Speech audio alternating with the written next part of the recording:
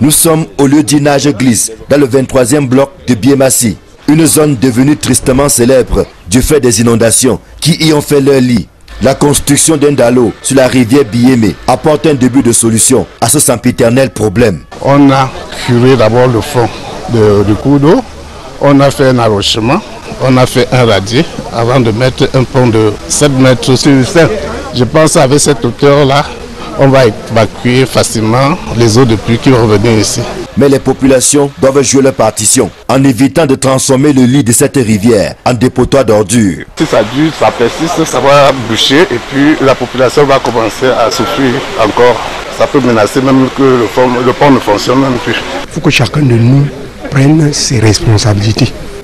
Nous avons fait venir un gicle vert qui porte les ordures ici. Chacun de nous pouvait avoir 1000 francs pour payer par mois pour que les ordures ne viennent plus dans la rivière. La construction du pont étant quasiment achevée, il ne reste plus qu'à rétablir la circulation et surtout à faire bénéficier aux populations le bonheur de voir passer le bitume. J'ai rencontré Madame le ministre de l'Habitat et du Développement urbain. Je lui ai demandé si elle pouvait, dans son budget, inscrire le bitumage de cette route. Et je crois qu'elle nous l'a accordé. Et en 2020, cette route, elle sera bitumée jusqu'à la sortie qui rejoint la descente de Biemassi.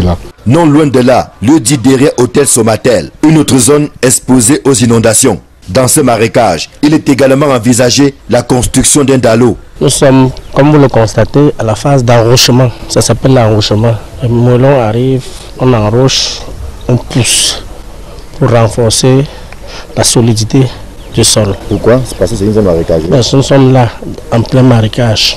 Il faut que l'ouvrage soit solide. Les travaux ont à peine commencé que les populations jubilent déjà. Nous en avons vraiment besoin parce qu'on a trop souffert pendant tout ce temps. On ne pouvait pas traverser. Si vous venez comme ça après une pluie, on ne pouvait pas passer. Donc, il y avait tellement d'inondations que nous n'avions plus la possibilité de passer aisément dans ce quartier. On a un chef de quartier très compétent. Que vraiment, si ce n'était même pas lui, c'est que ce lit d'eau est toujours plein des ordures.